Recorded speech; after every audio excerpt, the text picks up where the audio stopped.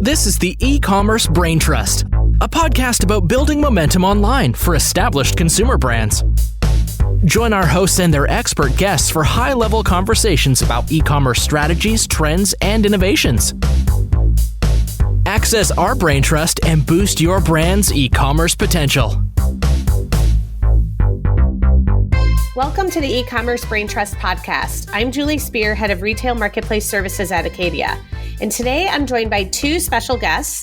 The first is Paul Sonneveld, CEO, co-founder of Merchant Spring, a reporting and analytics platform for marketplace channels that we here at Acadia have used and loved for years now. We're very, very avid fans of Merchant Spring. You're a bit of a celebrity coming onto the podcast, Paul.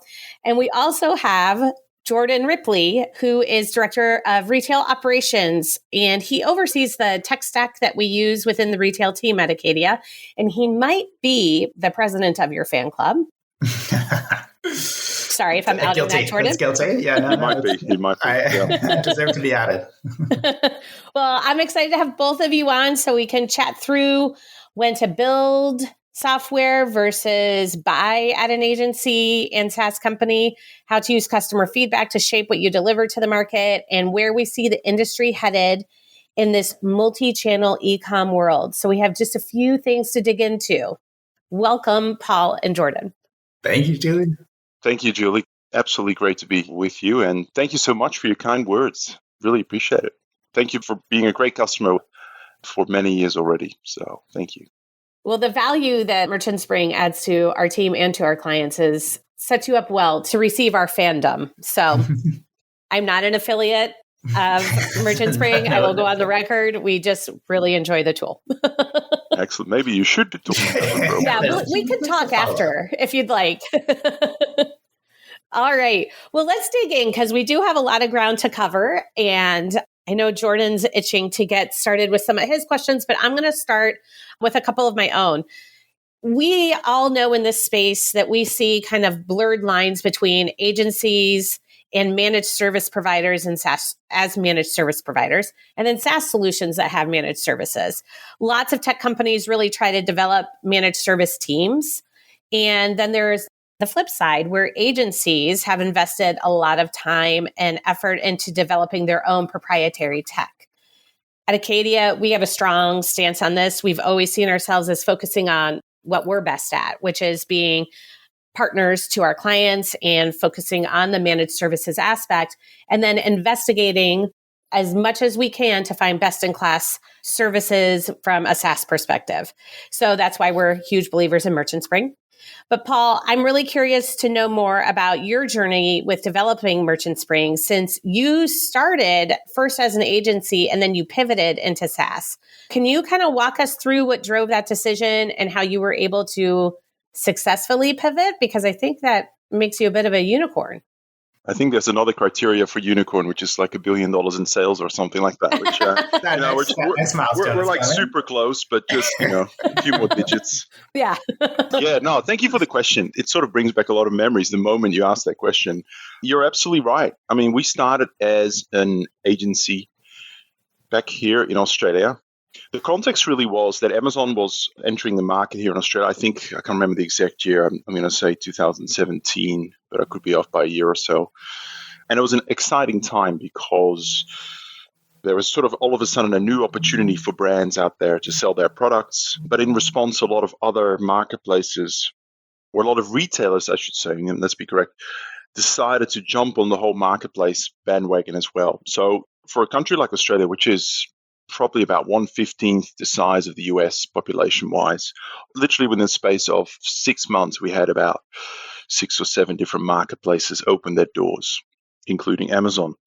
From a kind of underlying customer needs, it was a really exciting time because brands at the time really struggled to drive growth within the traditional retail sector, and e-commerce was pretty much the only growth channel. And within that, marketplaces were growing really fast. So great opportunity, but literally no skills base at all in Australia. So we decided to jump in and open up one of the first marketplace agencies here in Australia.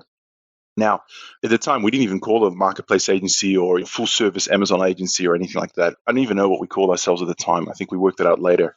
But we started on that journey and we were quite successful at the start in terms of acquiring new clients. So when Amazon went live, I think we went live with about 12 clients. Then we run into our first problem, which is, I think Amazon launched in December. We all came back from the beach in January, being Australian and all that. And we looked at our sales figures and we go, well, a couple of $100 per client. How are we going to justify invoicing the amounts we said we would invoice and pay for everything? So that was a challenge for us openly. And we very quickly did our first pivot, which is we're going to go multi-marketplace. So we had eBay here at the time in Australia. We had a couple of Miracle-based marketplaces, and we had to pivot very quickly. We came away from our strategic workshop, and this is the right thing to do. It was almost like, this is the only way we can have a sustainable business. We need to do multiple things, multiple marketplaces. So that worked. And I think within a few months, we had I think the metric we looked at was like 3.4, meaning the number of channels that one client was trading on. That was interesting. But then, of course, different marketplaces drives enormous complexity in your operational model. So all of a sudden, we're managing Amazon listings, we're managing eBay listings, we're managing offers on Miracle marketplaces and all of that. They all have different backends, different terminology, and also became really hard to keep tabs on what things are doing. None of this was automated. We had a team offshore that we gave the job of every day logging into the backend of every single account and do 3 checks. 1, what were the sales? 2, what's the inventory position?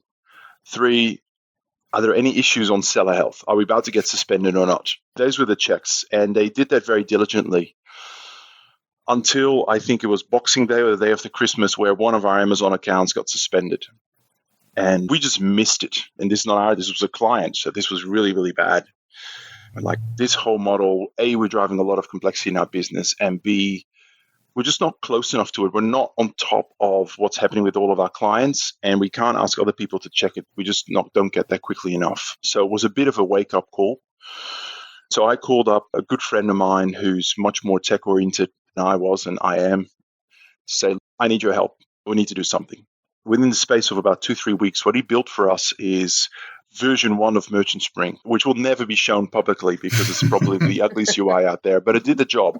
It was essentially one HTML table or one-page application, one HTML table with clients along the side, sales, inventory positions, and seller health.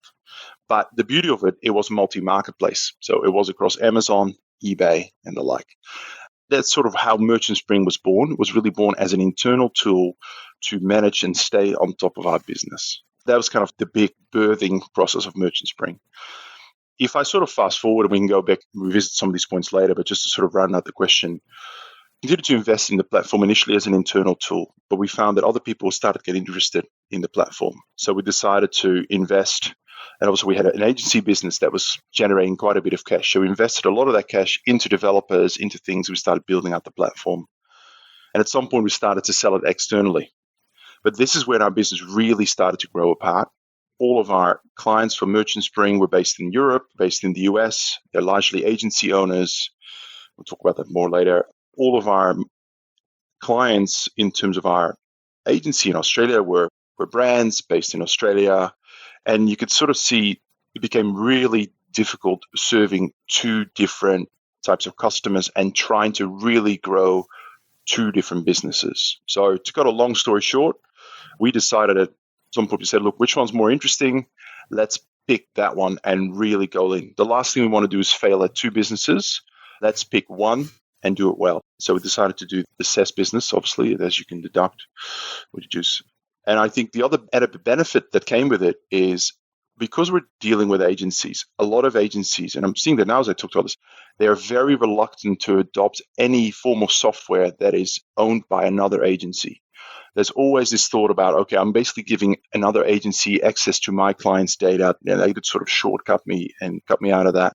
And even we find that I've heard that topic with sort of other tech providers that have managed service components to it as well. We decided to be really clean, focused on SaaS, and that's our core business. And I think we sort of made that decision about 3-4 years ago. So you hit on part of your answer brought me back.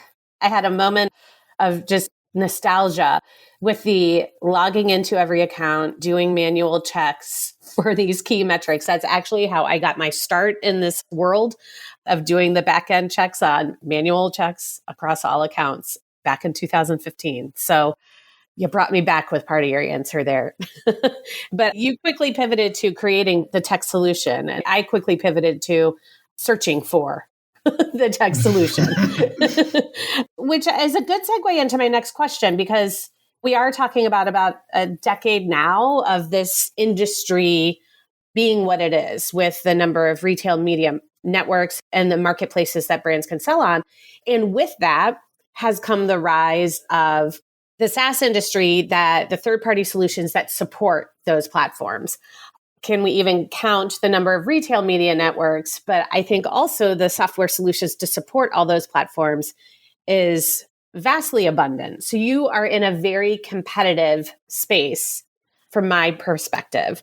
What would you say, how have you kind of identified and carved out your niche within a very competitive industry? And how do you kind of stay true to what your niche is? What's your practice for remembering who you are as Merchant Spring compared to all the other solutions out there? Yeah, no, that's a great question. Let me sort of give you the headlines, and then we can go a bit deeper into some of those. I think the thing that makes us unique, at least the way I'd like to think about us, is that we really focus on agency needs first. Or let me clarify that. Those that manage multiple accounts across Amazon and potentially other platforms as well. So one of the big things for us is, we spoke about this early days, this ability to look at an entire portfolio of channels.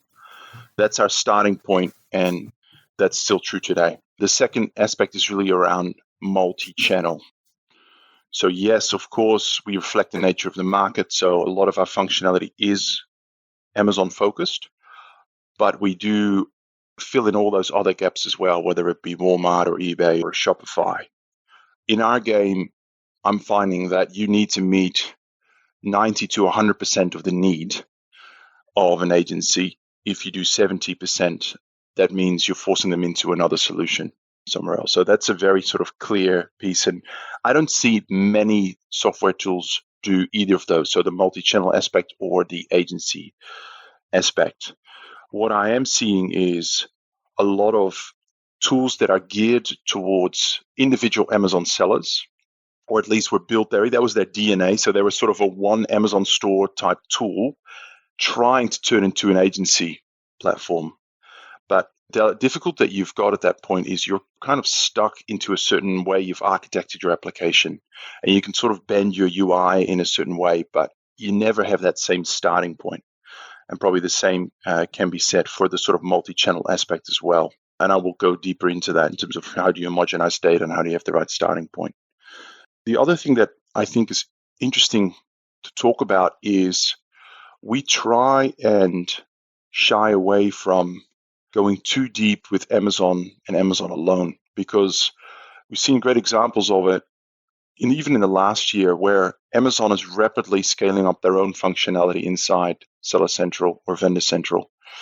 And those tools that have done a great job in serving a particular Amazon need, I worry for them. They may not be around. For example, we can all see Amazon investing pretty heavily in retail media or in its own tools.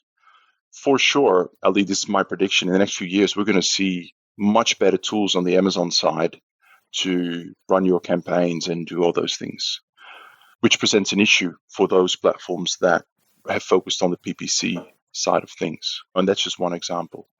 So yeah, we're trying to really stick to the omnichannel theme, agencies first, and within that, probably our third theme is around feature parity. So it's easier said than done, but how do we make sure that the other channels, things like Walmart, they have the same profitability module in Walmart as we have for Amazon? We try to do that and continue to invest in making sure we take away the pain and the friction of having to switch between different channels. That is, trying to make it homogeneous within the app to save our customers time.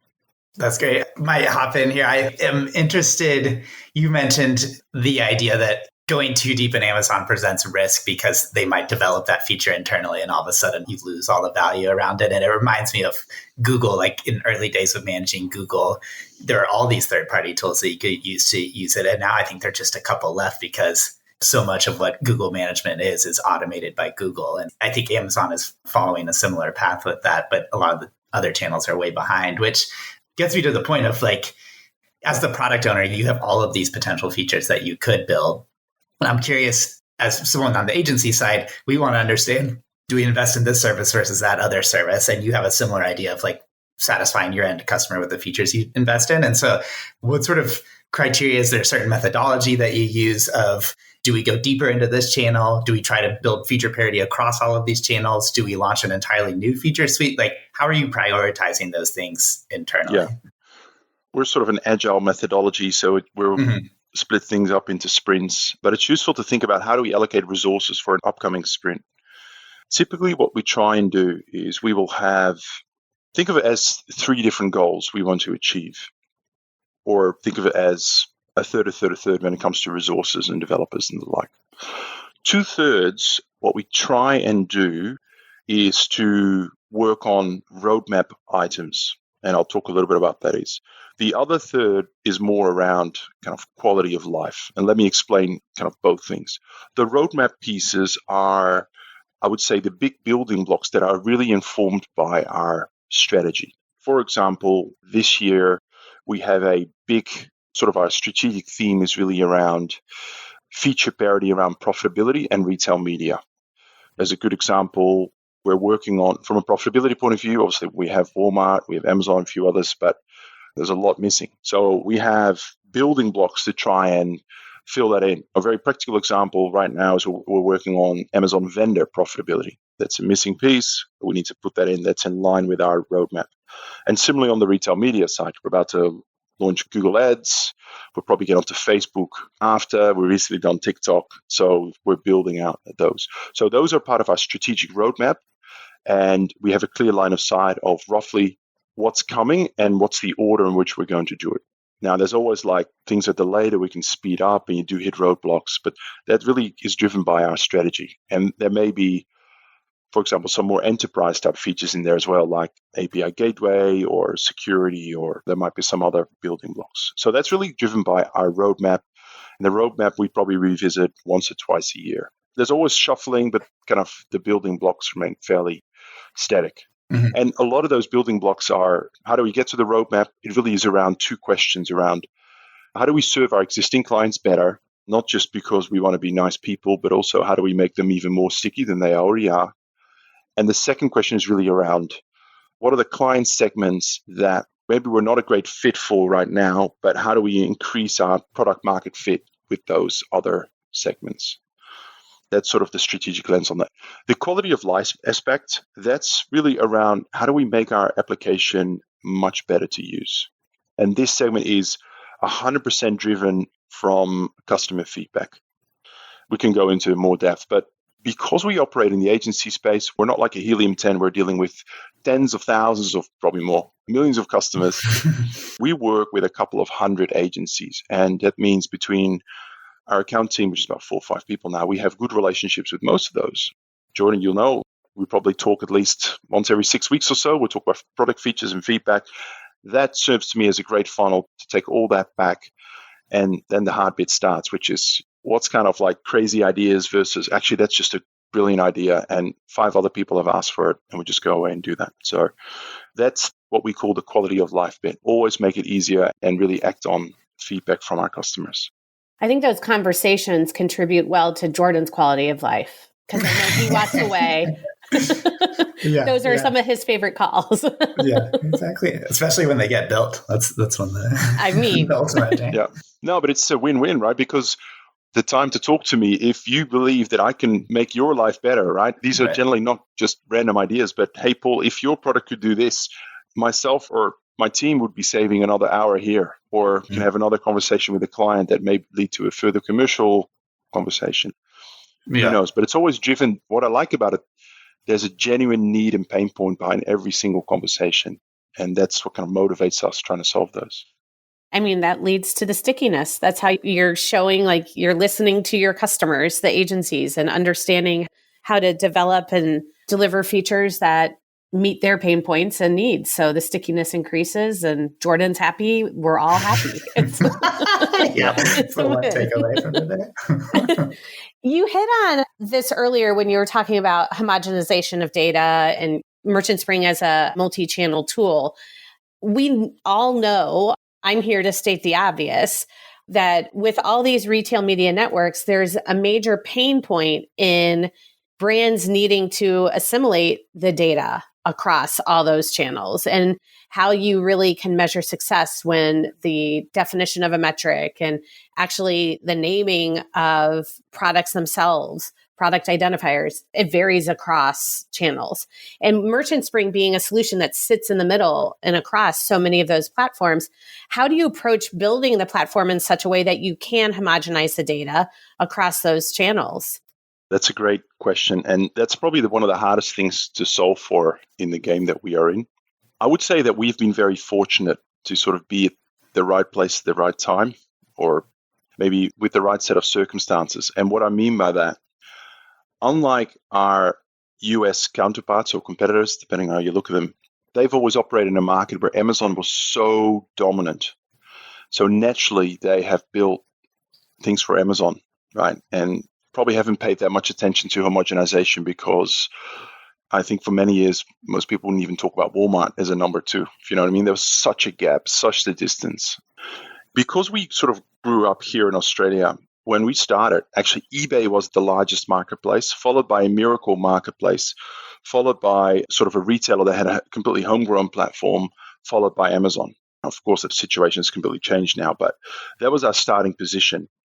But we knew that Amazon was going to grow. So before we built anything, because we're faced with these variety of data sources, different metrics and the like, we were actually forced to do that hard work up front to say, okay, we've got all these other data sources. What is the data schema we're going to come up with where all these different channels are going to fit in?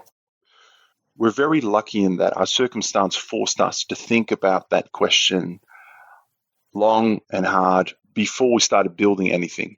That's so much easier once before you're committed into a certain data structure because that becomes way harder. So we're very fortunate in that. The other thing that I would say is before we build out any new channels, whether it be kind of e-commerce channels or retail media channels, we go through quite a detailed technical evaluation where we essentially make a series of test calls to the API. We understand the nature of the data that comes back, the structure, and we work through how that maps into our internal structure.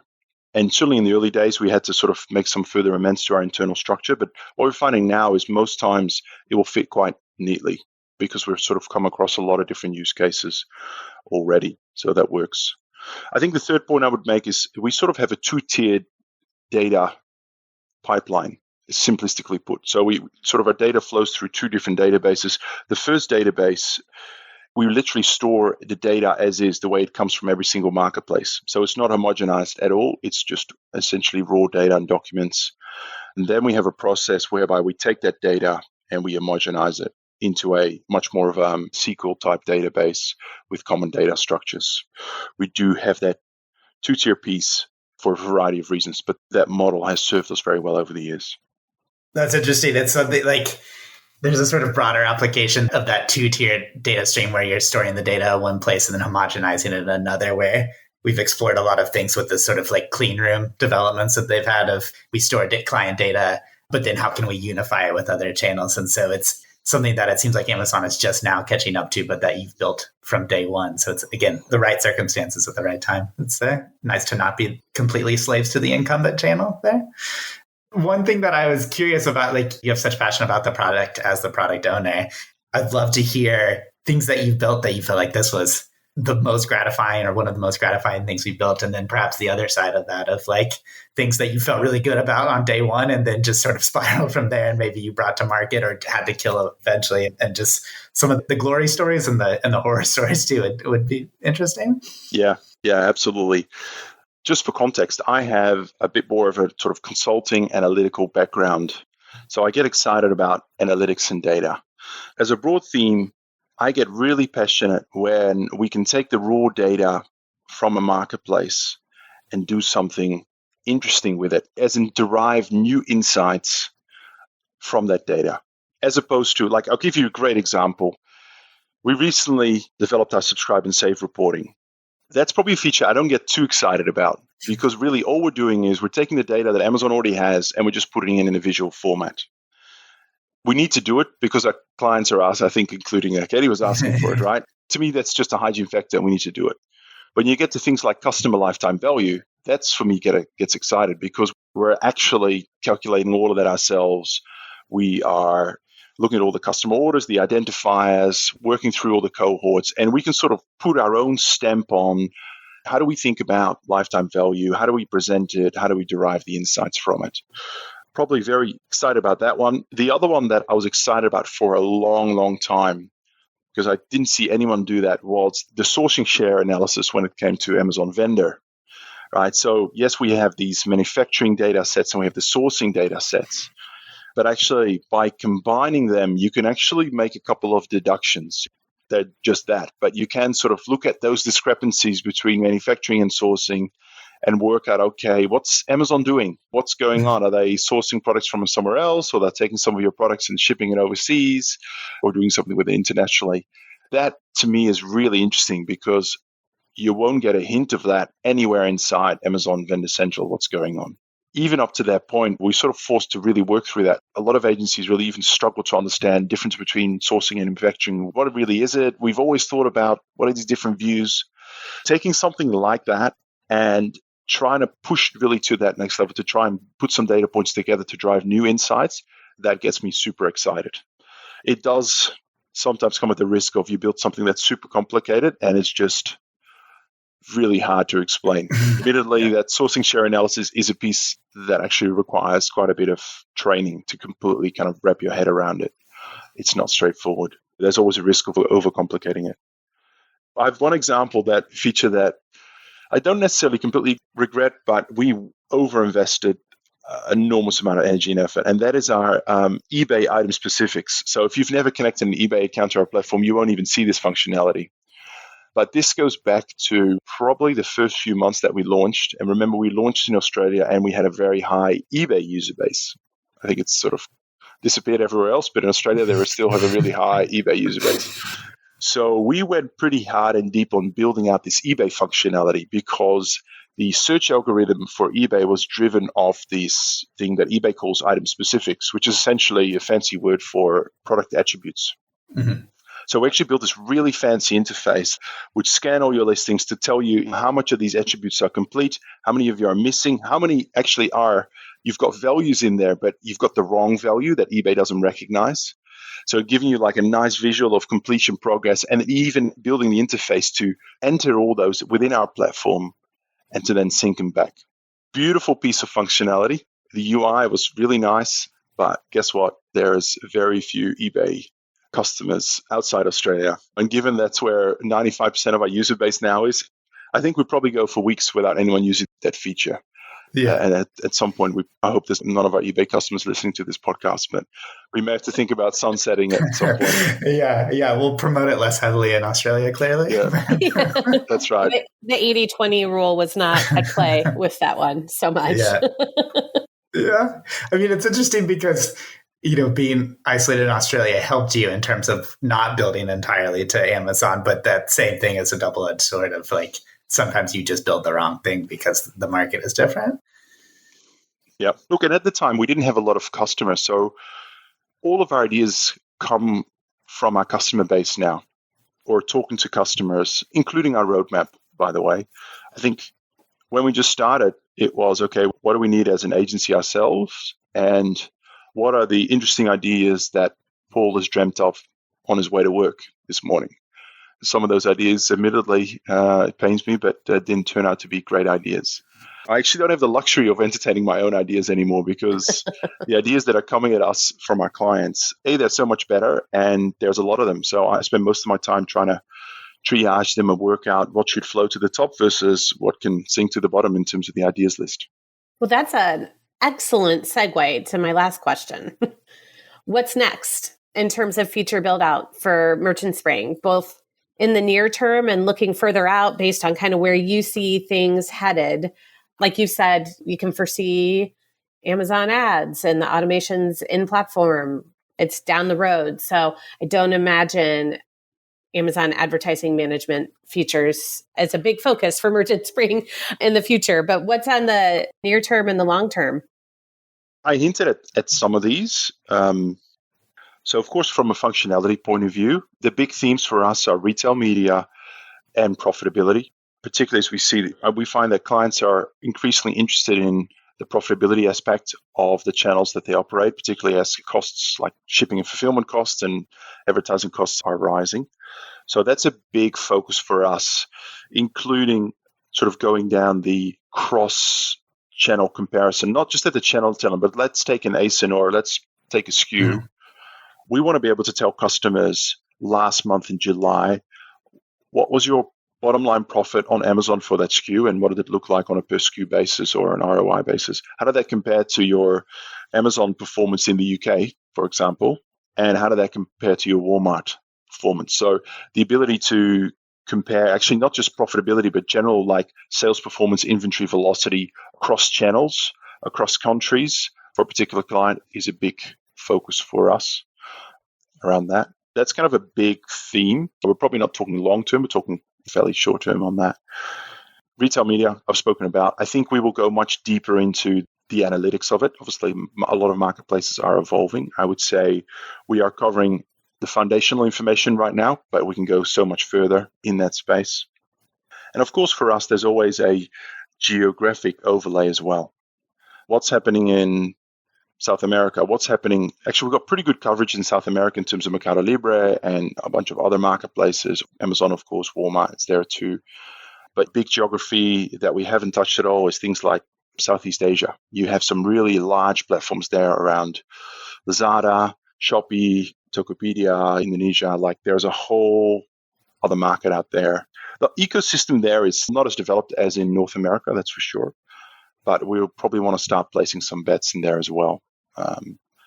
Really sort of looking at that geography. And then we've been focusing pretty heavily on Japan as well. The Yahoo groups, yes, Yahoo is a big thing actually in Japan, and Rakuten as well, alongside obviously Amazon. So partially the game marine is trying to answer the question on a country-by-country basis to ensure that we've got that coverage and we can really support the providers that operate in that geography with their needs. You're not at a loss for direction and plans of where you can focus development moving forward. And I know we'll be following closely, and I know Jordan will continue to be the voice of Acadia with our ideas and feedback on things as well, which, again, his favorite time when he can do that. Yeah, excited for all the cross-channel stuff. That's really, really cool. I really appreciate your time today, Paul and Jordan. I'm glad that you were here to join the conversation as well. And I look forward to connecting again down the road to see what's new with Merchant Spring. So thank you so much for your time. Thanks, Paul. Absolutely. It was great to be here, and thank you for the opportunity. I really enjoyed our conversation. Excellent. Me too.